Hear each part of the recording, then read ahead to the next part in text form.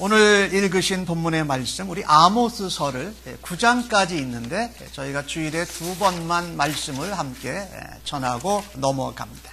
아모스서는 기본적으로 북쪽 이스라엘 왕국을 향한 하나님의 심판과 경고의 메시지입니다. 그런데 7장에서 9장까지가 아모스가 환상을 보게 되는 장면입니다. 하나님께서는 하나님 백성들에게 본인을, 하나님을 나타내실 때에 말씀으로 나타내십니다. 또 선지자를 통해서 말씀하십니다. 그리고 특별히 구약시대에는 환상을 보여주셔서 하나님께서 계시를 알려주셨습니다. 다니엘서에도 그런 게 많이 나오고 있고 에스겔에도 그런 게 나오고 있는데 오늘 아모스서에도 아모스 선지자가 환상을 보게 됩니다. 이 환상을 통해서 이스라엘 왕국을 향한 하나님의 심판과 경고의 메시지를 예언하고 있습니다. 그런데 그 7장에서 9장까지 나오는 5가지 환상은 이런 겁니다. 첫 번째는 메뚜기가 와서 이 밭에 있는 풀을 다 먹어버리는 겁니다. 두 번째는 불이 나가지고 다 온통 땅과 육지, 그 다음에 바다까지, 지하에 있는 물까지 다 삼켜버리는 환상입니다. 그 다음에 세 번째는 오늘 읽으신 말씀 다림줄을 들고 계신 환상이고, 네 번째는 여름 과일을 광주리에 가득 담은 환상이고, 마지막 5번째는 문설주가 흔들려서 집과 온 것들이 무너지는 환상을 우리 아모스가 보게 됩니다. 근데 요즘에는요, 성경이 다 기록되고 완성되었기 때문에 내가 이 환상을 봤다고 말하는 건 좀 조심해서 들어야 됩니다.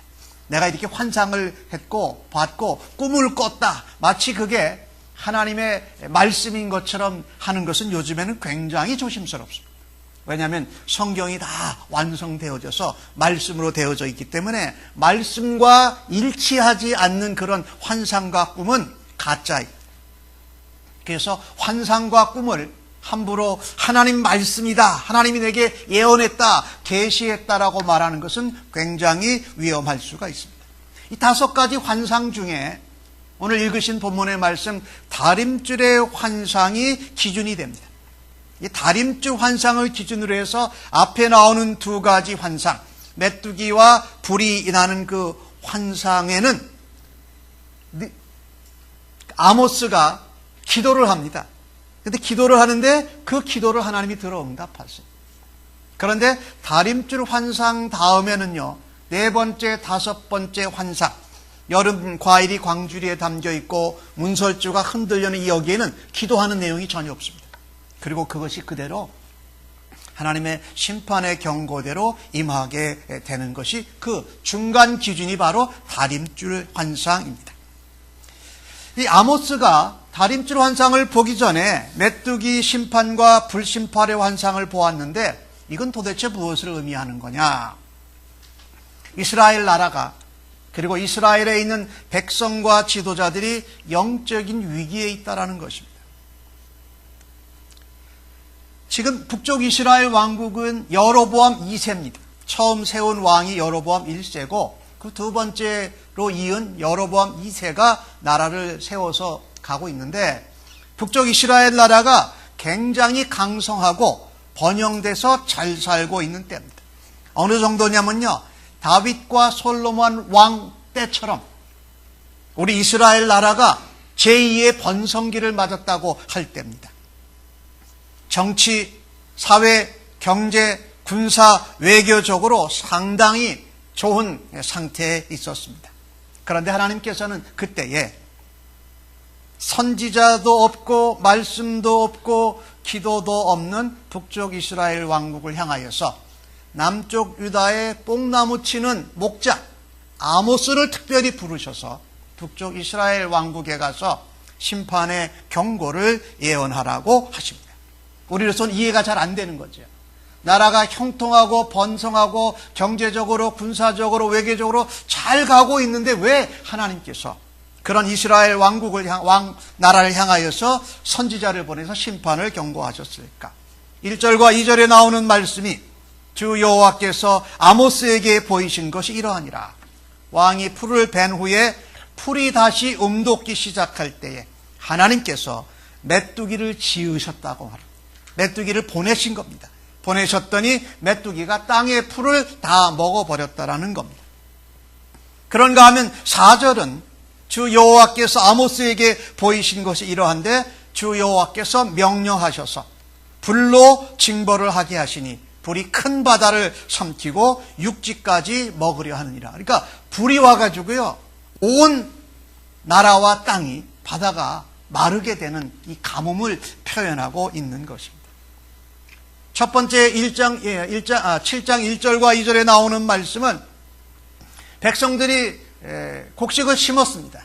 곡식이 맺어져서 소출이 나게 될 때에 먼저 왕에게 세금을 내야 됩니다. 그래서 첫 번째 소출이 나온 건 왕이 다 걷어가 버립니다.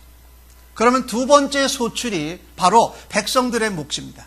그래서 두 번째 소출을 위해서 씨를 뿌려서 그 씨앗이 싹이 돼서 자라기 시작할 때쯤에, 그때쯤에 메뚜기가 와가지고 그 싹이 난 것을 다 먹어버렸다라는 말입니다. 그러니까 메뚜기 때로 인하여서 이 이스라엘 땅과 나라가 양식의 기근을 접하게 될 것을 말하고 계신 것입니다. 근데 참 왕이나 지도자들 이런 사람들은 쌓아놓은 곡식도 있으니까 그들한테 메뚜기를 보냈으면 좋았을 텐데 가난한 소작농 백성들이 먹을 양식이 없어지게 하셔가지고 참 안타깝습니다. 두 번째로 불의 환상은요, 메뚜기보다도 더 무섭습니다. 불이 한번 질러지면 완전히 그냥 태워져 버리는 겁니다. 불로 인한 자연재해, 가뭄이 와서 땅이 갈라지고 이러는 상태를 표현한 것입니다. 하나님은 북쪽 이스라엘 왕국의 흉년, 가뭄, 풍제, 메뚜기, 전염병, 전쟁, 그리고 성읍을 파괴하는 것으로 하나님의 심판의 경고를 계속 진행시켜 가시면서 강도와 그 시간의 임박함을 아모스를 통해서 전하고 계신 것입니다.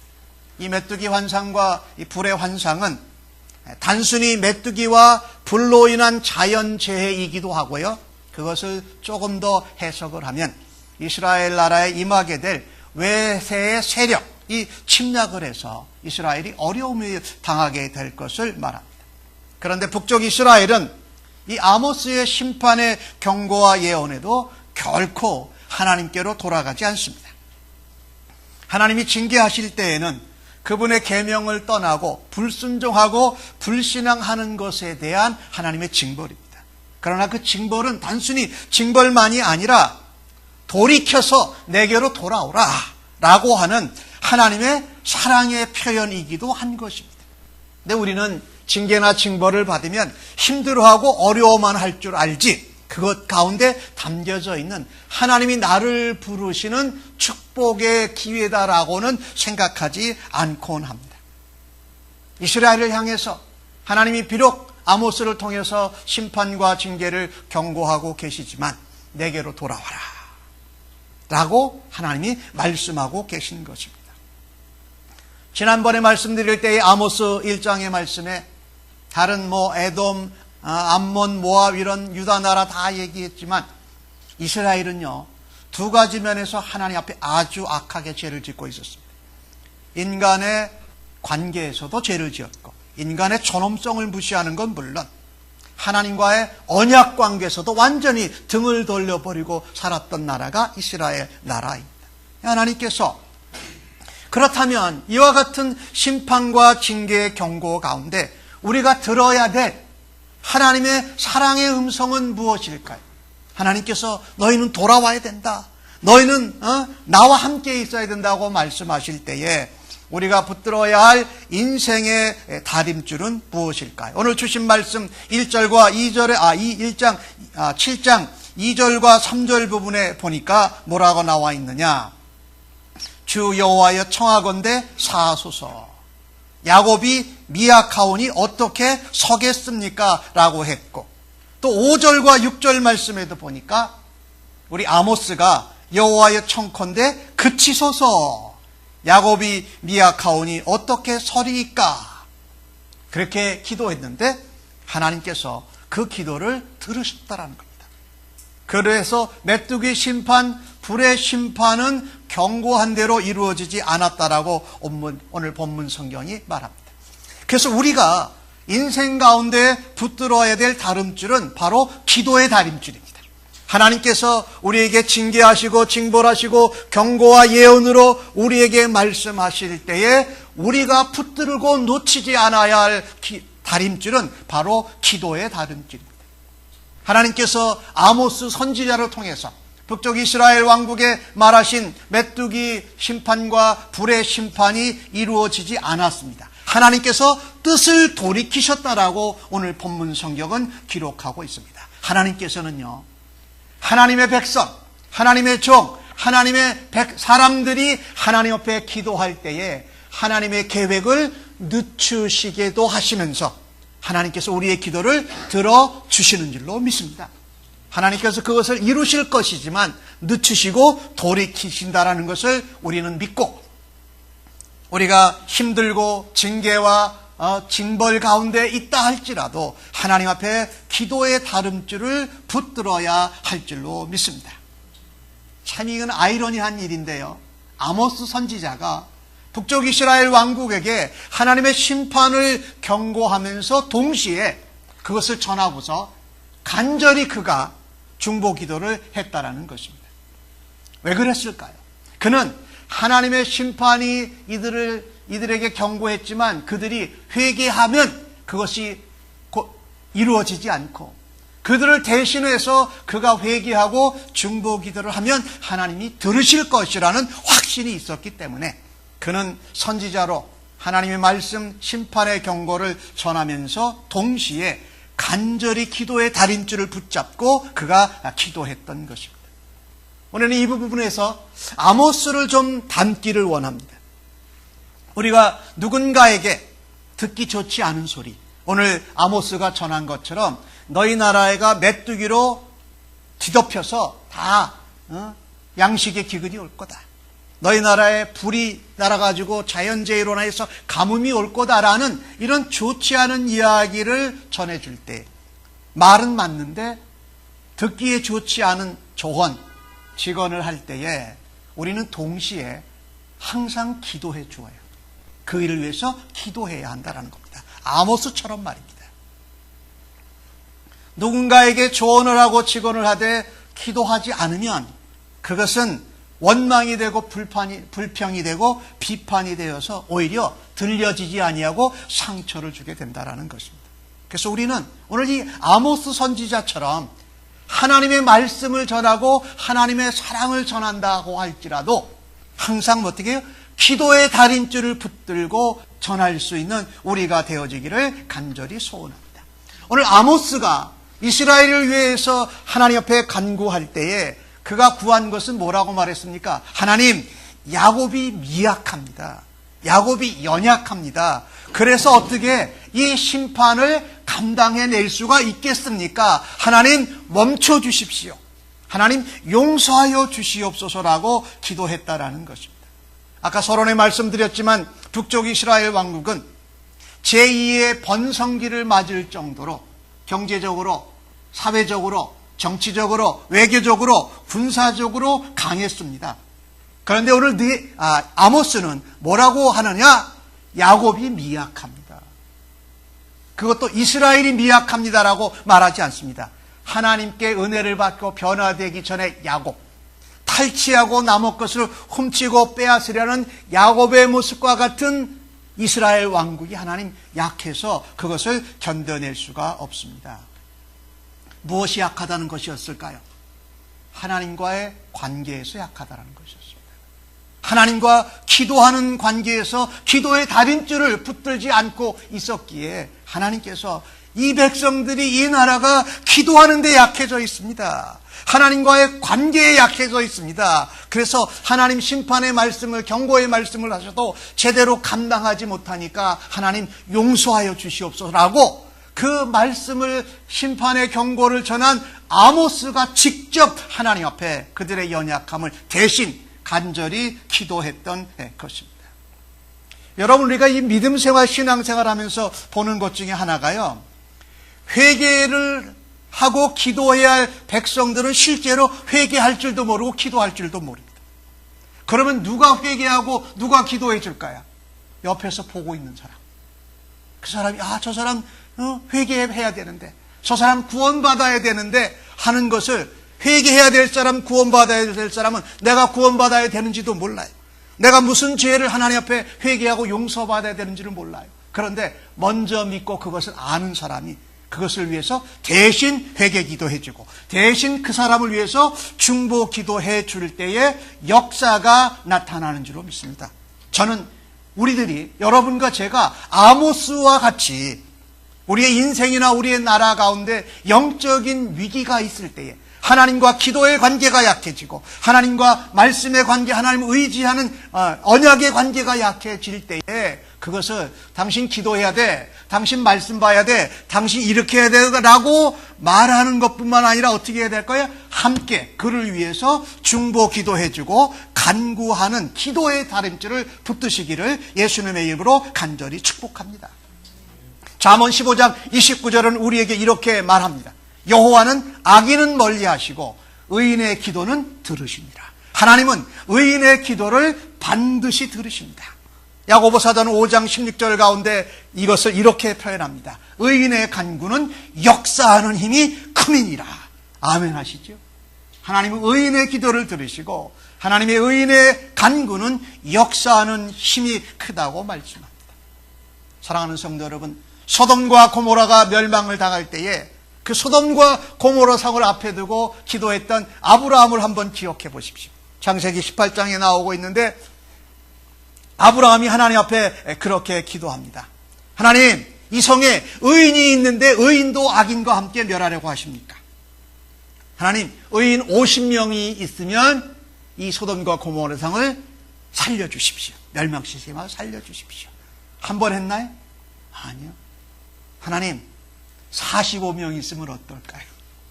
또 아브라함, 하나님 40명이 있으면 어떨까요?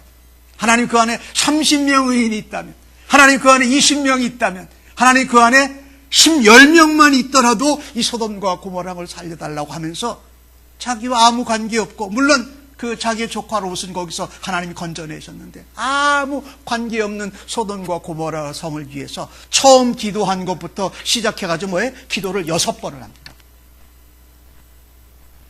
하나님 계속 들어주셨어요. 아브라함의 기도를, 아브라함의 중보를 계속 들어주셨어요.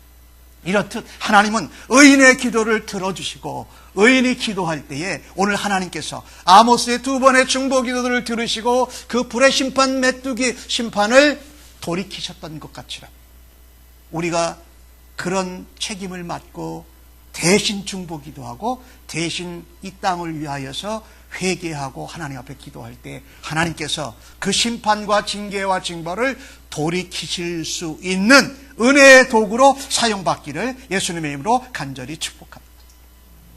여러분, 모세가 했던 기도 기억나시죠? 출애굽기 32장에 나오는데 하나님과 모세가 만나고 있는데 백성들은 아래에서 뭐를 만들었습니까? 금송아지를 만들었습니다.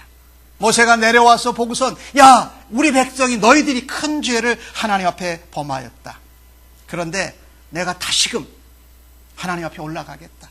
혹시 하나님께서 속죄해 주실지 모르겠다라고 말하고 하나님 앞에 올라갑니다. 누가 금신상 만들었습니까? 모세가 만들었습니까? 아니요. 산 아래에 있던 이스라엘 백성들이 만들었습니다. 근데 그것을 품고 모세가 올라갑니다. 하나님, 이 백성이 자기들을 위하여 금신을 만들어 싸우니 큰 죄를 범하였습니다. 이제 그들의 죄를 사하여 주시옵소서.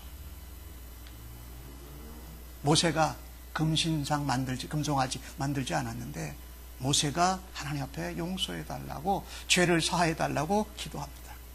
근데 모세가 그 기도 끝에 이런 말을 합니다. 하나님, 죄를 사하여 주시지 않으시려면요, 제 이름을 하나님의 생명책에서, 하나님의 책에서 내 이름을 지워서라도 저 백성을 사하시고 용서하여 주옵소서라고 기도를 한다라는 것. 자기가 금송아지 만든 것이 아니었는데 하나님 그 기도를 들으십니다. 들으시고 그 이스라엘 백성을 모두 다 죽이지 아니하고 하나님이 용서해 주시는 이 기도의 다림줄을 붙들고 있었다라는 겁니다. 위기의 순간에 우리의 신앙과 영적인 부분의 은혜가 떨어질 때에 우리는 쉽게 기도의 다림줄을 놓고 싶습니다. 그런데 오늘 본문은 우리에게 말합니다. 그때는 기도의 다림줄을 더 단단히 붙들고 기도하는 사람들이 일어나야 된다. 그래야 소망이 있다고 말씀합니다. 사무엘 선지자는 사무엘상 12장 23절에 그와 같은 말을 하지요. 나는 너희를 위하여 기도하기를 쉬는 죄를 하나님 앞에 결단코 범하지 아니하겠다. 기도하기를 쉬는 것, 하나님 앞에 죄 짓는 것인 줄 알아야 됩니다. 우리는 기도 안 하고도 얼마든지 하루하루를 매일매일을 살아갈 수 있습니다. 그러나 기도하지 않는 것이 하나님 앞에 다림줄을 놓아버린 것이라는 것을 알고 기도하는 일에 기도의 다림줄을 붙드는 여러분과 제가 되어지기를 간절히 소원합니다. 이 일을 우리가 살고 있는 이 땅에 한번 조금 적용을 해보십니다. 위기에 처한 성도, 또 위기에 처한 나라, 우리의 조국, 민족을 위해서 간절히 기도하실 수 있기를 바랍니다. 지난주에도 말씀을 드렸고 수요일에도 제가 말씀 가운데 전했는데 이 미국은 사실 위기 가운데 있습니다. 세계 경제로 군사력으로는 최강의 나라의 국가지만은 내적으로 영적으로는 점점 하나님으로부터 멀어져 가고 있습니다. 우리가 살고 있는 샌프란시스코 베이 지역에 대해서 제가 말씀을 드렸죠. 전 미국에서 가장 안 모이고 가장 봉사 안 하고 가장 기도 안 하는 지역 1등이 샌프란시스코, 산호세, 오클랜드, 베이 지역. 여러분과 제가 거기에 살고 있습니다. 그러니 우리는 이 땅을 위해서, 이 땅에 있는 백성들을 위해서, 이 땅의 교회들을 위하여서 기도의 다림줄을 붙드는 용사들이 교회마다 일어나기를 위해서 기도해야 되고, 여러분과 제가 그 한 사람이 되기를 예수님의 이름으로 간절히 축복합니다. 미국을 위해서 기도해야 됩니다. 특별히 미국 가운데 이 서부에서는 이 샌프란시스코 베이 지역이 가장 신앙적인 부분에서 멀어진 지역입니다. 그곳에서 우리가 기도의 다림줄을 붙들고 그 위기 가운데 기도하고 대신 회개하고 우리가 앞장서서 중보하는 일을 감당하십니다. 우리의 조국 대한민국은 어떻습니까? 미국 멀리 오래전에 이민을 오신 분들은 한국이 경제적으로는 정말 편해지고 잘 사는 나라가 되어줬습니다. 그런데 1980년대 후반도부터는 계속해서 기독교인의 퍼센테이지가 떨어지고 있습니다. 지금은 예전에는 1000만, 1200만 그랬는데 지금은 기독교인의 수가 어떤 분은 600만 밖에 안 된다고 얘기합니다. 조금 봐줘서 800만이라고 얘기해요. 계속 크리스찬이티는 기독교인의 수는 떨어지고 있습니다. 그 가운데 심각한 것이 어린 학생들, 중고등학생들, 청년들이 예수를 안 믿는 겁니다. 앞으로 암담합니다. 이대로 간다면은 제가 어느 뉴스에서 봤는데 한국의 대학생 중에 작년에는 17%가 교회를 예수를 믿었대요. 그런데 올 1년 사이에 바뀐 게 2%가 줄었어요. 대학생의 15%가 교회를 다녀요. 그런데 그 15% 다니는 것도 2%가 1년 만에 줄었는데 30%는 교회를 한 번도 안 나간대요. 이름만 기독교인이고 70%는 교인인데 교회를 가는데 나머지 30%는 교회를 안 나가는 거예요. 청년들이 한국에 얼마나 이 청년 실업이 심해가지고 인턴을 해도 직장에 취직할 수 없고 인턴을 5, 6년 하는 청년들이 한국에 넘쳐나고 있습니다. 그러니 그런 친구들이 상황적으로 볼 때 교회 갈 수가 없는 현실이에요, 사실은요. 이런 나라를 위해, 이런 조국을 위해서 여러분과 저가 기도해주고 또 우리가 대신 그 연약함을 품고 기도하는 기도의 다림줄을 굳게 붙드는 용사들로 굳게 서시기를 예수님의 이름으로 간절히 축복합니다. 우리가 인생 가운데 위기와 영적인 어려움을 당할 때 우리가 붙들어야 될 다림줄은 또 무엇입니까? 오늘 주신 말씀 2장 7절과 8절을 이번에는 좀 같이 좀 읽어보십시다. 시작. 내게 보이신 것이 이러하니라. 다림줄을 가지고 쌓은 담 곁에 주께서 손에 다림줄을 잡고 서셨더니 여호와께서 내게 이르시되 아모스야 내가 무엇을 보느냐? 내가 대답하되 다림줄이니이다. 주께서 이르시되 내가 다림줄을 내 백성 이스라엘 가운데 두고 다시는 용서하지 아니하리니. 하나님이 뭐라고 그럽니까? 북쪽 이스라엘 가운데 다림줄을 들고 계시는데 그 다림줄을 계속 두고 용서하지 않으시겠다라는 겁니다. 우리가 인생 가운데 위기나 영적인 어려움 가운데 붙들어야 할 다림줄은 바로 예수 그리스도이십니다. 우리가 붙들어야 될 다림줄은 바로 예수 그리스도다. 여기에 다림줄은 하나님께서 들고 계신 모든 인생, 모든 심판과 구원의 기준이 되시는 예수 그리스도를 의미하고 있습니다. 여러분 다림줄이 뭔지 아시지요? 이렇게 건물을 지어갈 때 벽돌을 쌓아가게 되면 수직을 쫙 맞춰야 됩니다. 그래서 실에 이런 화살표 모양된 나불에 된 줄을 딱 담으면 이게 수직이 딱 되잖아요. 그걸 하나하나 쌓아가서 건물을 쌓는 게 다림줄이에요. 이 다림줄이 이렇게 돼 있는데 벽돌을 이렇게 처음에 요만큼 쌓았던 것이 계속 올라가니까 이렇게 기울어지잖아요. 그럼 나중에 어떻게 돼요? 건물이 무너져요. 다림줄이 그런 다림줄도 있고요. 수직 다림줄도 있고 수평 다림줄도 있어요. 수평을 잘 맞춰서 줄을 띄워서 벽돌을 쌓아도 옆에 딱 쌓아야 되는데 줄이 이렇게 기울여지면 벽돌을 이렇게 쌓는 거예요. 그러면 그것도 집이 쌓아져 나중에 다 만들어져도 무너지게 되어 있다라는 거죠. 근데 여기에요. 하나님이 다림줄을 이스라엘 백성 가운데 두고라고는 그 표현은요. 그 히브리 말로 어떤 단어랑 똑같은 단어를 썼냐면요. 옛날에 그 애굽에서 그 출애굽할 때 6월절 어린 양의 피를 문설주에 발랐죠.